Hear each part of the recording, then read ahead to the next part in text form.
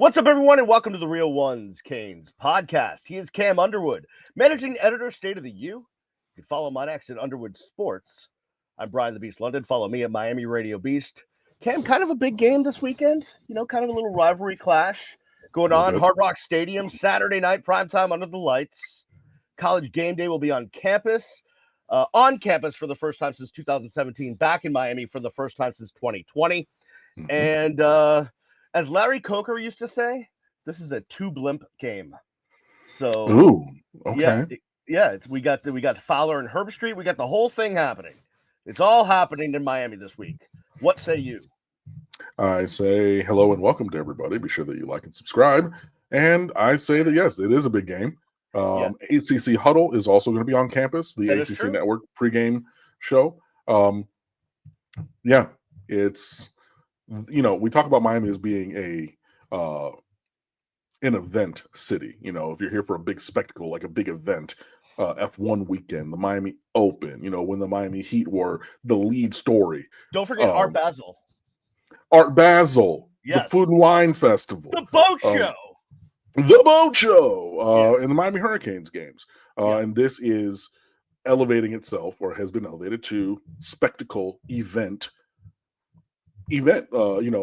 thing. So very excited for this week, very excited for the opportunity to again continue to show and prove that this team this year is different, is one of the best teams in America, and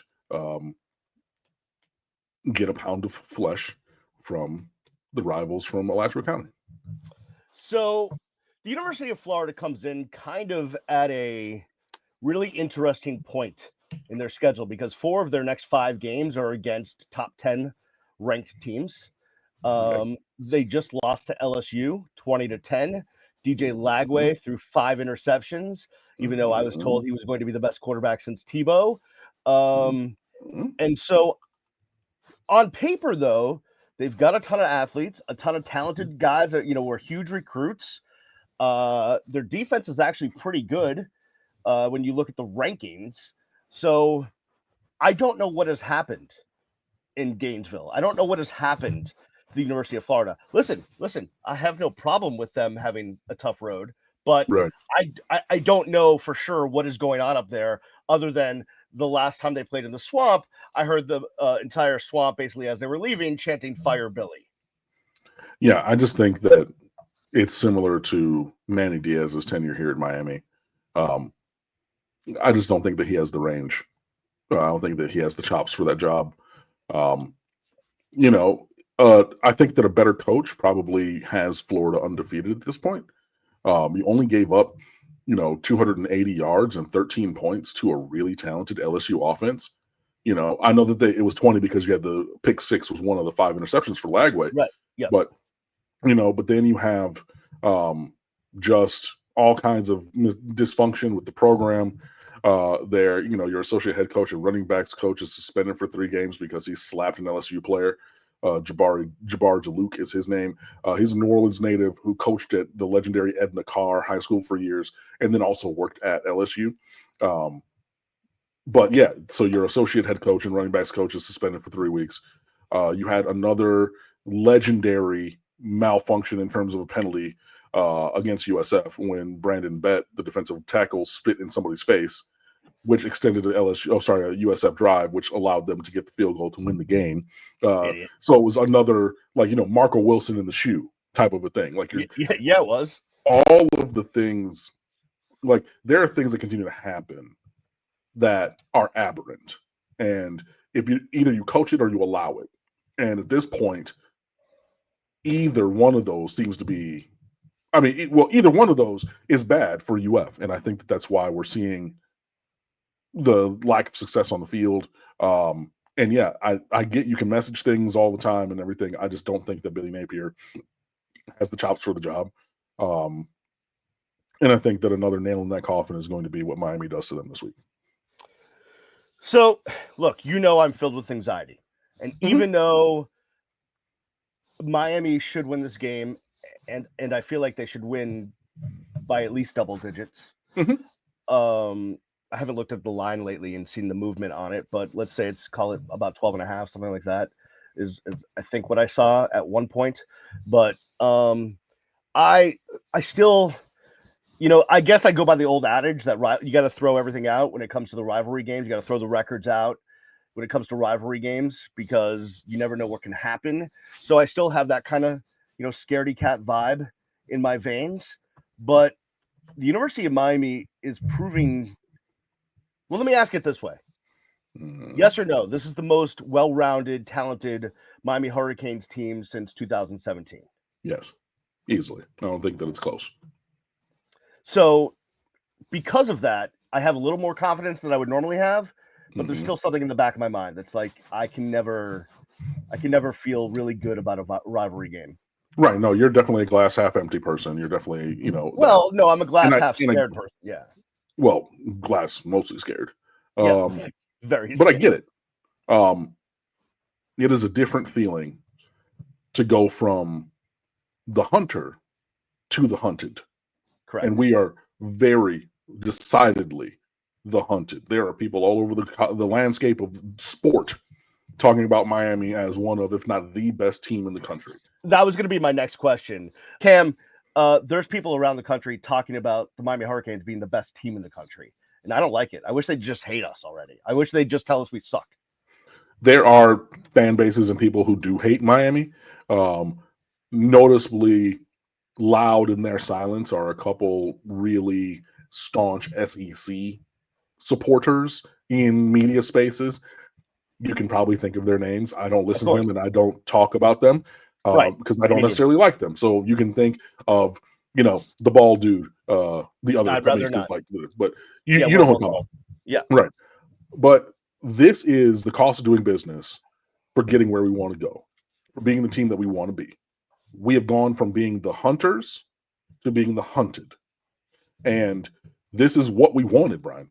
This is what we toiled away for. This is what we have begged for, right? Going back to the fumble that wasn't against Georgia Tech. Correct. Trying to get Donald Chaney Jr. his 100-yard game instead of taking a knee. And but we suffered through that to get here. I'm leaning into it. I wrote it before last year and said on StateOfTheU.com, by the way, and said that we need to lean into our high hopes and expectations. And I believe that. Look, you and we can talk about the emotional side or the narrative side and everything. This team is dialed in, my friend. They are all using the same phrases. So attitude reflect leadership, Captain. This team is Mario Cristobal's team. They are taking on his personality. Your boy, Heatherman, is a psychopath. And I mean that very. He's wicked awesome. He's a masshole. I love it. He's wicked. Dude, I mean that is such a high compliment because, hey, he's all about the ball. He doesn't suffer fools. He talks about it. Just, hey, this is what it is. This is what it's going to be. Boom. Issues and errors that would have persisted for multiple weeks last year got tightened up immediately. Remember when Mo Toure left the tight end alone against Notre Dame and he went for 65 yards? Yeah, that got fixed real quick. Have you seen Mo Toure drop a coverage again? Nope. You know what I mean? Okay, have you seen the errors and things are getting fixed, and this is what we've been working for. This is what we've been building, or the Hurricanes have been building. So yeah, it is different.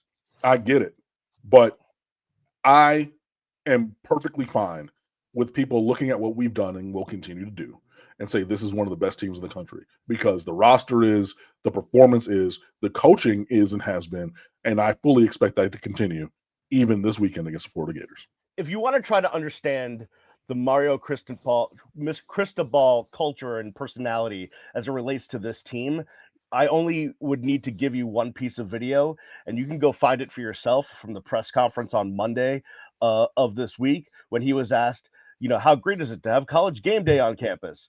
And the answer that he gave was basically, yeah, go ask the media guy, Cam Gorby, who handles PR for the team about that. We're just focused on Florida. We're focused on the game. So he couldn't even give it's, that's a great thing that they're here. I'm glad they're here. Like a 10-second soundbite. No, he couldn't do that because that's not football. Right. And that's his singular focus. It's been well documented that Cristobal works 20-hour days. He pushes his everyone in the program to work that kind of schedule, right? Even there are coaches with like young children, like toddlers, like a year old or younger. You wouldn't know it because they're always in the facility. They're always doing these things. Yeah. And like, again, Cristobal doesn't suffer fools. He doesn't and he doesn't give you the fluffy stuff. Every now and then he'll give you a little itty bitty thing, which is a monumental joke. If you notice it coming from Mario, like if he says anything that's not just X's and O's and execution, anything off that path is like, oh my God, wow, this is crazy. But yeah, I love it. He said, look, yeah, if you want to know about game day, sports information director is over there. We're going to be doing what we need to do. It is incumbent upon the coaches to focus on this game, to focus on the preparation, the way that we do it consistently to reach and achieve our goals. Carson Beck said the same thing. He said, hey, I've played Florida twice. We've been successful against them, and I'm going to prepare. On Sunday, we're going to watch film, and then I'm going to do the things through the rest of the week. I'm not going to give you the secret sauce, but we're going to do what that needs to be. Akeem Mesdor said the same thing. Mo Toure said the same thing. This is what I'm talking about the pervasive mentality of this team. And the other thing I want to say is whether they are new, but especially if they're returning to this roster, we've been close to glory before and fumbled the ball last year. Yep. And so in the aftermath of Georgia Tech, in the aftermath of Syracuse last year, I'm very confident saying players on the team had to take an introspective moment and say, what if I would have come earlier to the facility during the week? What if I would have stayed later? What if I would have watched that extra film? What if I would have worked on whatever my technique is at whatever the position? If I'm a wide receiver, I'm on the jugs. If I'm an offensive lineman, I'm working on my kick step. If I'm a defensive lineman, I'm working on my hand placement, my rush moves. What could we have done if I would have not taken the easy route, but been focused on doing what needs to do and doing the hard thing, doing the extra? What if that was all the time for me last year or in these moments? I really believe with a quarterback who's been to the college football playoff and SEC championship game multiple times, with a team that was on the cusp of such things last year, returning 50 guys from that roster, they're dialed in.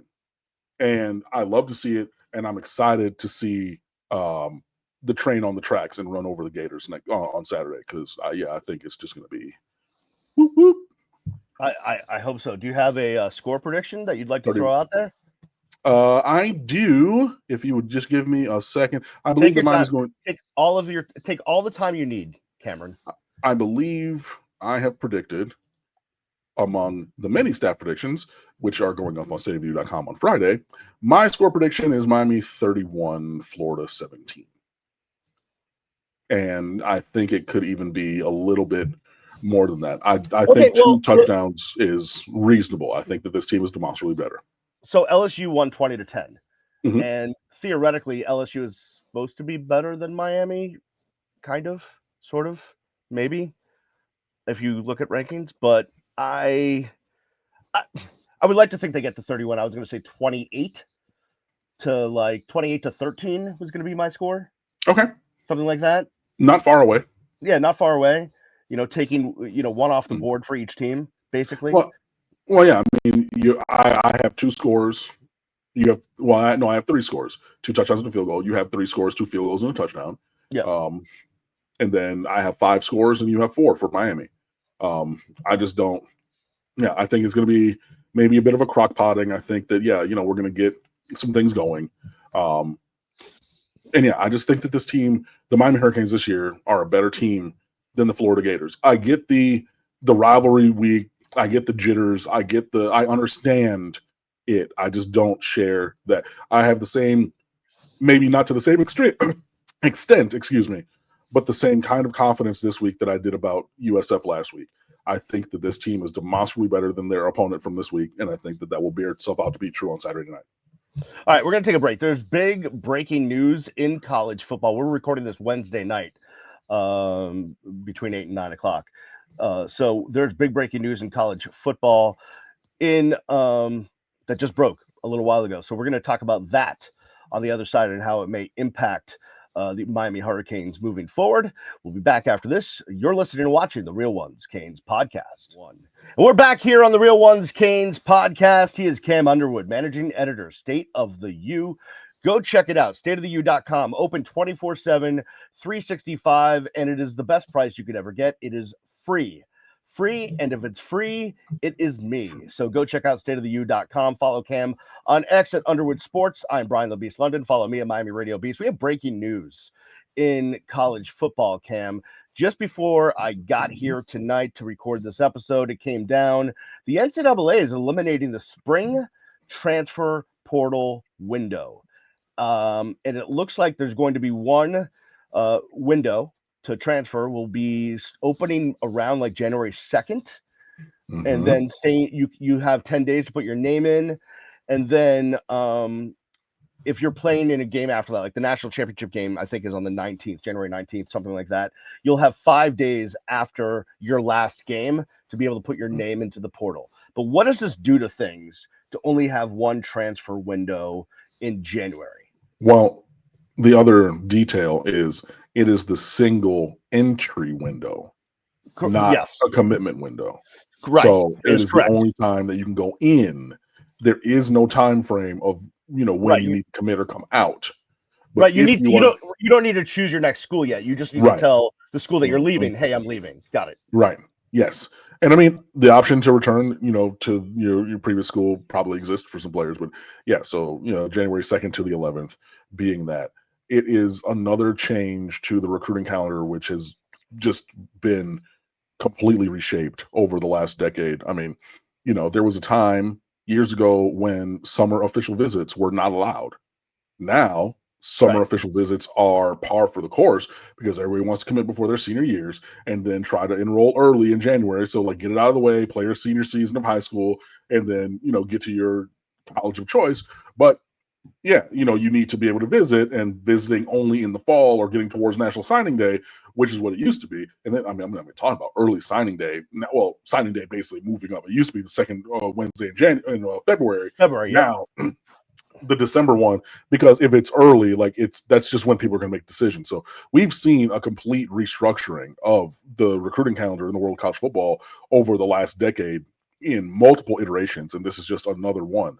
I think that it is, this is something that was advocated for by the coaches at the AFCA convention, American Football Coaches of America. I don't know why there's two Americans in there, but whatever.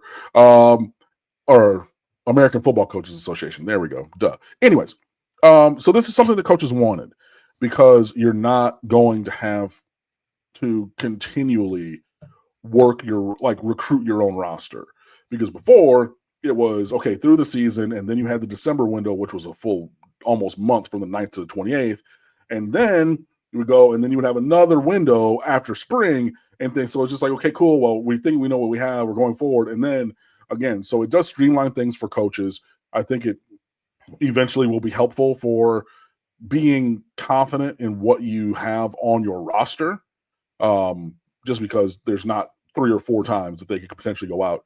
But bearing in mind also, if there is a coach firing, there is an additional window of 30 days at the time of firing of the coach. So like UCLA and Virginia Tech, they currently have a 30-day transfer portal window right now as we're recording because their coaches got fired last week Sunday. So there are still some other things that can happen, if there's some malfeasance, like remember George O'Leary had to resign the Notre Dame job after 3 days because he fabricated his transcripts, his resume and everything. So it's not saying, okay, if something like that were to happen, you're stuck with this team. No, there are still additional outs, but I think there needed to be something done to streamline the transfer portal thing. It was too many times, too long of the times, too many moving parts and pieces.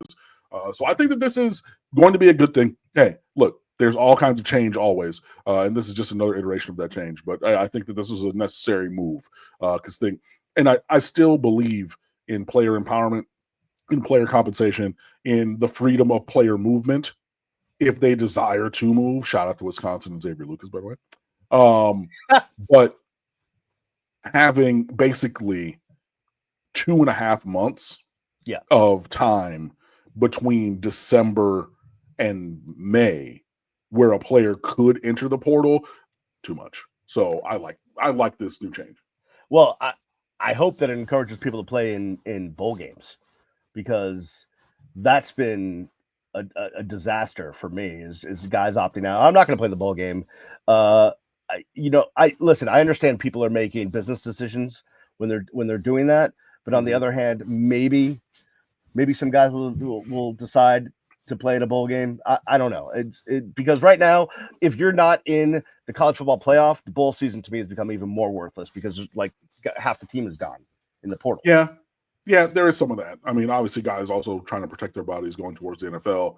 Sure. If that is their journey. But yeah, moving the portal window, so it's after early signing day. Because again, remember, you had all these things at the same time. You had early signing day. You had the end of the regular season. You had conference championship and bowl season. All of these things were stacked on top of each other, and that was just unsustainable for everybody. So moving it, okay. Yeah, maybe I stick with my team all the way through because I can't enter the portal until January 2nd anyway, absent my coach getting fired. So, right. Yeah, I could see that for some people who are maybe on the fence but trying to put work on film before trying to go into the transfer portal. But yeah, I think that, it was a necessary change to tighten the structure up. Because, I mean, you're going to lose coaches to other opportunities or just from coaching in general. Like all the stuff with transfer portaling and whatnot. That's why Nick Saban's not coaching anymore, like transparently. You know what I mean? Like, you remember a guy like Jeff Hafley leaving Boston College to go to the league and be the defensive coordinator for that terrible team up in Green Bay. I'm a Lions fan, so yes, I get to say that. But you know what I mean? Like Chip Kelly left a head coaching job at UCLA, a major program, and said, I want to call plays. I want to recruit the quarterbacks who come to campus, and the wide receiver dude is going to do all the wide receiver recruiting. You know what I mean? Like I don't want to deal with the breadth of what it is. And those are just 3 coaches that's affected, and there are definitely plenty more. So I say all that to say that I think that it was a good move and needed. Yeah, I think it was. By the way, Mario Cristobal doesn't care about any of that. He will recruit every day of his life and not care about it, and just love every second of it. Please. 20-hour days are the standard for him and everyone who works for him. It's been well documented and everything. Yeah, he don't care. Yeah, he does not. He does not care. And look, he will chase players for many years too. Because remember, he has been on record multiple times saying, "I tried to get C.J. Daniels out of the portal twice, and he finally, you know what I mean." So multiple years in this pursuit. So whether it's a single day or a protracted timeline, I don't care. Mario Cristobal loves it, and I love where he has the Miami Hurricanes, and I think I'm going to love where he has my Miami Hurricanes at the end of this week's game on Saturday night, 7:30, Hard Rock Stadium against Florida Gators. All right, Cam, we'll let you rest up. Being transparent, Cam is very under the weather and was nice enough to get out of bed to do this with us today. So, Cam, go take your NyQuil, go get your sleep. You have to be ready for Saturday. It's a big rivalry game, man. You got to be there. At the stadium. I'm doing everything that I can. Literally, my bedroom is right across yonder. I do another show at 7:00. Literally rolled out of bed 2 minutes before, came in here, did this, took a sip of water, doing this one. Definitely a Jordan flu game kind of performance, but I hope that you guys enjoy. Please like and subscribe. Please go and fan with us over at StateOfTheU.com. I think that we're doing a really, really great job with our story stream for Rivalry Week this week. There will be another one for Florida State as well, but we always try to own these big moments, and we have a lot of great content that's already up and even more coming, like my prediction and those of all of the other contributors of State of the U. So please come on over and fan with us. Brian the Beast London, thank you so much for just your friendship and your partnership. And I will see you on Saturday, my friend. You're much more cuddly when you're sick. Much less abrasive. It has taken some of the edge off of me. My back hurts. I got the fever going on. Like I don't have the energy to be as abrasive as normal. So I like it. But hey, I like it. Cool. All right, feel better, my friend. Thank you very much, guys. Thank you for listening. Thank you for watching. We will see you next time right here on the Real Ones Canes podcast. Peace. See you. All right, my friend. Go.